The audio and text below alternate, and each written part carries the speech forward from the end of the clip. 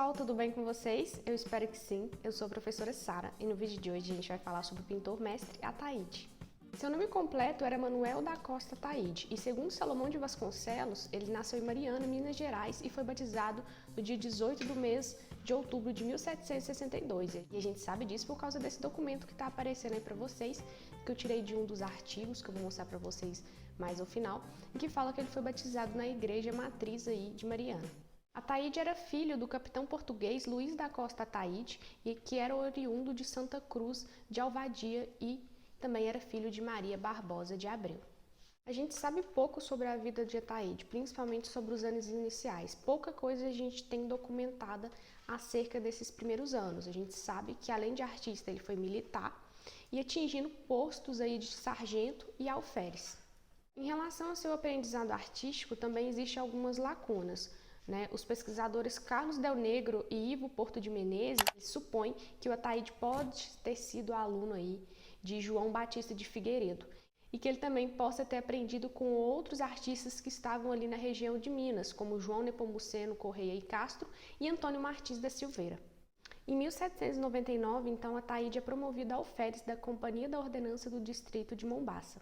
E através desses documentos, que ele participou aí, que ele foi promovido a alferes, é que a gente sabe que ele não vivia apenas da sua produção artística, Ele tinha que dividir as suas obrigações aí entre o quartel e a capela e entre a espada e o pincel. Em relação ao temperamento de Ataíde, que a gente sabe que é uma coisa bem relativa, a gente tem alguns comentários a respeito disso. O autor Fritz Teixeira de Sales, com base em documentos assinados pelo pintor referente a trabalhos prestados à Ordem Terceira no Carmo de Ouro Preto, Ataíde realizou diversas produções nesse local. O temperamento de Ataíde era de um homem calmo, fino, rico e dotado de prestígio. Fritz ainda chama ele carinhosamente de diplomata ameno. Pressupõe que os anos iniciais em relação à pintura, deve ter sido como de todos os outros pintores, A gente não sabe especificamente quem foi o seu mestre, a gente tem algumas especulações de quem deve ter ensinado ele o ofício da pintura, mas ele aprendeu aí o ofício de pintor como a maioria dos outros pintores da sua época. Ele se tornou então, depois aí de concluída os seus estudos iniciais na pintura, pintor de painéis, dourador e pintor de imagens Itália, desenhista e ilustrador. Acabou que ele mesmo se tornou professor e teve aí seus próprios alunos. E especula-se que ele tenha recebido também instruções sobre projetos arquitetônicos e cartografia. As suas primeiras obras documentadas datam 1781, que é quando ele encarnou 2 estátuas de Cristo no Santuário de Bom Jesus em Matozinhos, em Congonhas. Para quem não sabe o que é encarnação, vai estar aparecendo aqui a explicação para vocês. E até o final do século XVIII, ele se ocupou principalmente da douração em talha de madeira e também na encarnação de estatuárias de várias cidades da região.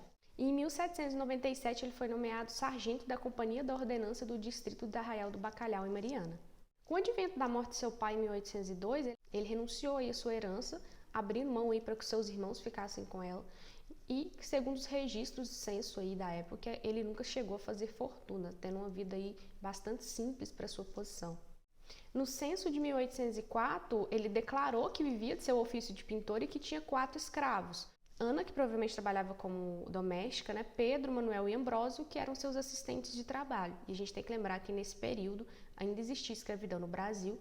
Você ter porte aí de uma pessoa escravizada significava que você tinha condições financeiras. Então, a partir disso, ter 4 pessoas ali trabalhando, escravizadas por você deduz que ele tinha uma condição financeira. Não está claro ainda se ele chegou a receber dinheiro pelo seu trabalho como alferes aí na sua carreira militar. Ao contrário, a gente não tem certeza nenhuma se ele recebeu algum valor em relação a essa carreira militar, mas que ele gozava muito de honras, graças e privilégios por causa desse cargo que ele tinha anteriormente. Mas se isso lhe rendeu algum retorno financeiro ainda é um pouco nebuloso. Em 18 de maio de 1818, ele se dirigiu ao próprio Dom João VI com uma petição para poder criar em Mariana uma espécie de escola de artes. Ele dizia o seguinte, que seria uma aula de desenho, arquitetura civil, militar e da pintura, desejando muito e não tendo maiores possibilidades para saciar os seus próprios desejos de ser útil ao público e à sua nação ainda a todo mundo, na instrução, adiantamento e aperfeiçoamento das sobreditas artes. E aqui embaixo vai estar aparecendo para vocês o restante dessa carta, em que ele fala que ninguém melhor do que Vossa Majestade Real e sabe o quanto é útil a arte do desenho, arquitetura civil. E aí ele vai explanar aí, Dom João VI, a sua vontade de criar aí uma escola de arte, ensinada por ele. Então, João VI não proferiu nenhuma resposta conhecida que a gente sabe para essa permissão de finalmente fazer uma escola lá em Mariana. Porém, em 29 de abril, a Câmara de Mariana, né, obteve para ele um atestado de professor. E segundo o autor Souza e Júnior, isso apontava para uma espécie de ateliê, mas não uma escola oficial, como era o plano inicial de Ataíde. A gente sabe pouco sobre a sua vida privada, porém a gente sabe que provavelmente por volta de 1808 ele começou um relacionamento duradouro com uma mulata alforriada, que era Maria do Carmo Raimunda da Silva, que tinha nascido aí por volta de 1788. Eles viveram sob um regime de concubinato, porém nunca chegaram a se casar oficialmente, nem coabitando. Porém, eles tiveram 6 filhos, são esses que estão aparecendo aqui embaixo para vocês. É muito importante a gente falar que quando a gente lida com documentação do século XVIII, XIX no Brasil, a gente sempre vai ver algumas palavras como mulata, alforriado.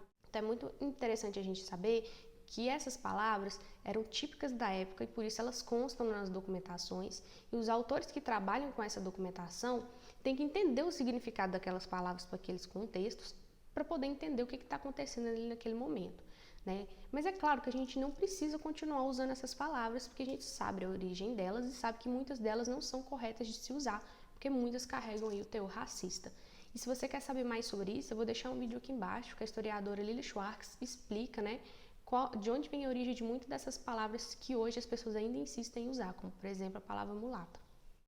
A partir da colonização portuguesa, pessoal, entrando agora numa questão mais do contexto histórico, os portugueses não trouxeram para a gente só morte e doença, não. Eles também trouxeram aí a sua arte, né? Quiseram impor aí os seus valores e a arte foi uma das coisas que eles trouxeram para poder impor sua verdade artística, cultural sobre nós. E aí uma dessas artes que chegou com eles aí foi o barroco e o rococó. O barroco em si foi a arte mais disseminada no Brasil no século XVII, né, que ainda não era Brasil. E ela foi disseminada principalmente pelos jesuítas e a Igreja Católica através da arquitetura, das esculturas, das pinturas, e que mais tarde, além do barroco, passou a incorporar outros estilos, como o neogótico, o rococó, e foi sofrendo algumas variações entre região do país. Então, às vezes você tinha um barroco em Minas de uma forma, na Bahia você tinha de outro. Por quê? Porque estava muito ligado as coisas materiais do ambiente para poder fazer aquela arte. Então, por exemplo, em Minas, né, em Ouro Preto, a gente tem muita pedra-sabão. Então, eles vão aproveitar, né, disso que está disponível para poder fazer a sua arte. Nem sempre os locais a gente vai ter essa matéria-prima para poder conceber uma arte do mesmo jeito. Alguns autores, como Saraiva, em 2005, argumentam que, ao contrário do que ocorreu na Europa, né, a arte barroca ela tinha o intuito de mostrar a dominação do poder, né, europeu sobre os outros povos. Porém, a arte barroca brasileira, apesar do requinte, da riqueza, né, dos detalhes, por causa da quantidade de ouro que a gente tinha aqui no período, houve uma nova variação onde ocorreu a desenvolver aí uma liberdade criadora por parte desses artistas que estavam aqui. Muito ligado, né, pessoal, por causa daquilo que eu falei para vocês, do que estava disponível na nossa região, que era diferente do que estava disponível na região de Portugal. Então, consequentemente, a arte não ia ser a mesma. E até o próprio Ataíde, né, que como a gente sabe, usava os seus filhos como modelos para poder conceber os anjinhos. Então, agora a gente não tem mais aqueles anjinhos branquinhos, né, da Europa. São anjos diferentes, anjos, né, brasileiros, se a gente for usar a palavra brasileira aqui agora. Então, tinha aí características, como os autores falam, miscigenadas. Então, eram totalmente diferentes do que a gente tinha na Europa. Então, é por isso que quando você estuda barroco, você escuta muito que o barroco brasileiro não era barroco, porque ele não era, né, igual o barroco português. Sim, ele não era igual ao barroco português, mas não quer dizer que ele fosse menos barroco, só quer dizer que ele era um barroco diferente. Em Minas Gerais, especificamente, a arte barroca ela só foi introduzida a partir da segunda metade do século XVIII, sobretudo por causa da contratação da mão de obra mulata, para poder realizar esses feitos. E essas contratações foram feitas principalmente pelas grandes irmandades religiosas, como nos conta o autor Anastasia em 2007, e que todo instante, né, essas irmandades queriam demonstrar poder e realizar obras que as destacassem, elevando seu prestígio. E também tinha aquela questão religiosa, né, fazer para Deus, né, ter a sua alma salva, né, a gente não pode esquecer que o imaginário religioso era muito forte aqui no Brasil no século XVIII. Algumas variações ocorreram na nossa arte barroca por causa da dificuldade de transportar pedras ornamentais e os azulejos, aqueles azulejos tipo português, não sei se vocês já viram, e eles foram substituídos então por matérias-primas locais, como madeira e pedra-sabão. A Igreja Católica foi a maior mecena de arte no Brasil, ela que ajudava a promover essas grandes construções na igreja, né? Tinha todo aquele fim didático que eu já conversei com vocês. Então era muito interessante que não só ela mostrasse o seu poder, mas também que trouxesse essas imagens para que o povo, né, que em boa parte era analfabeto, conseguisse aí se aproximar mais da palavra de Deus, né, através daquelas imagens que contavam aquilo que a Bíblia falava. Então, dessa forma, a igreja atingiu um poder central na vida de todas as pessoas, ela organizava tanto a vida privada como a vida pública. Em Minas, a religião também tinha essa força, mas a coroa ela acabou proibindo a instalação de ordens religiosas. Assim, então, pessoal, a fé do povo encontrou mais expressão em outras instituições, como as inúmeras irmandades leigas e ordens terceiras. Muitas delas acumularam grandes riquezas por causa de doações, esmolas, e por causa disso elas ergueram grandes templos aí para poder reunir em culto ao divino.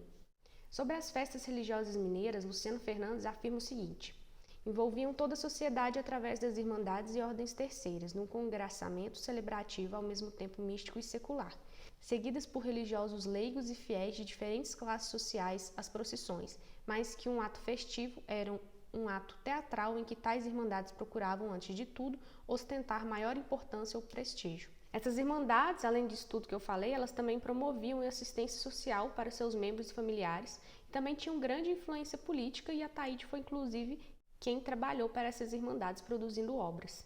E a doutrina que a igreja professava foi muito resultado do Concílio de Trento, né, pessoal?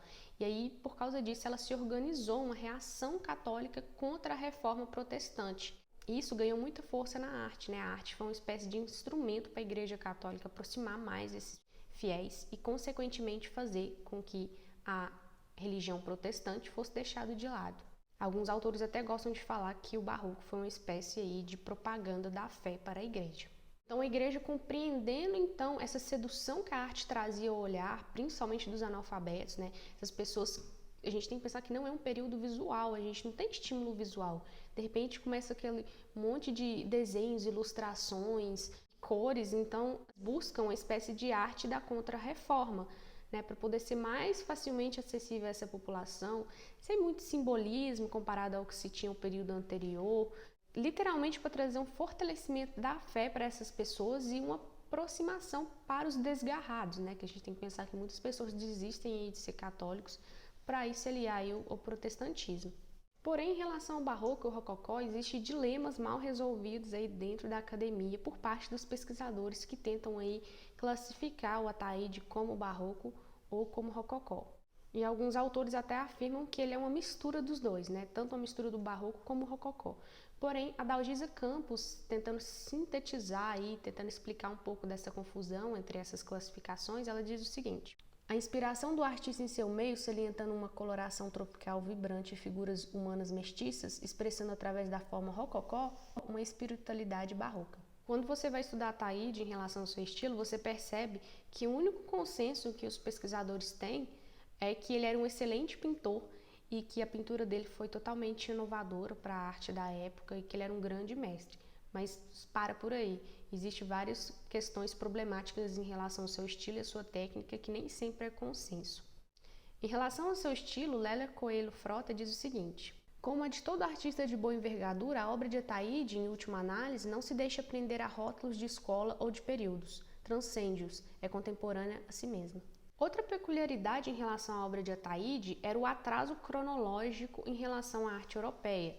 Então, por exemplo, na Europa já se falava ali de romantismo, neoclassicismo, enquanto aqui no Brasil, Brasil, não era esse nome ainda, ainda se falava de barroco e rococó. Então tinha esse atraso cronológico.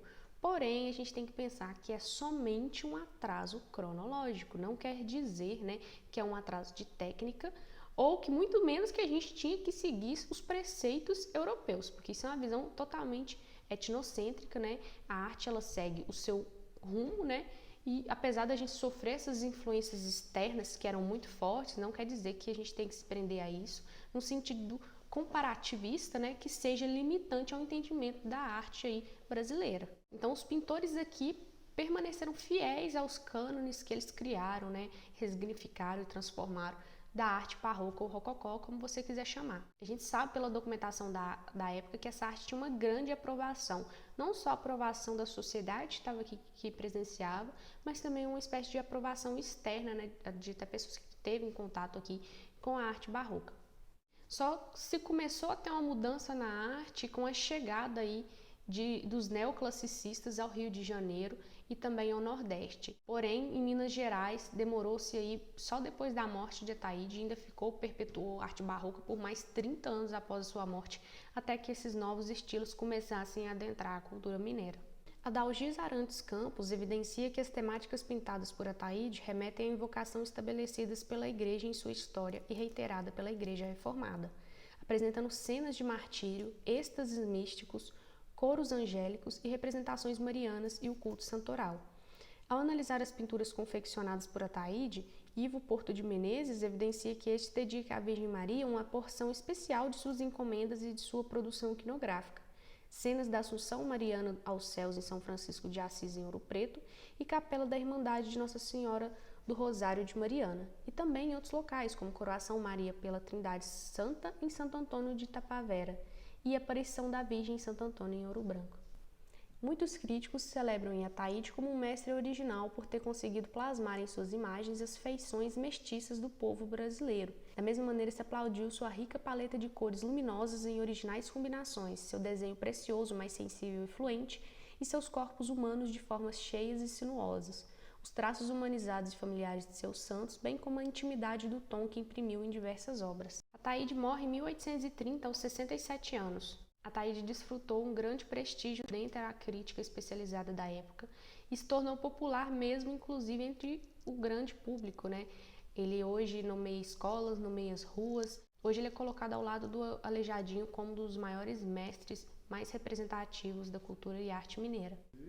Em geral, ele foi considerado o mais representativo no mundo da pintura no período colonial e foi muito louvado pela qualidade intrínseca do seu trabalho e pelas notas de originalidade em seu estilo, sendo para vários críticos um dos precursores de uma arte verdadeiramente brasileira, e também é considerado o ponto culminante da rica e longa trajetória da pintura barroca no Brasil, que depois dele entrou aí em declínio.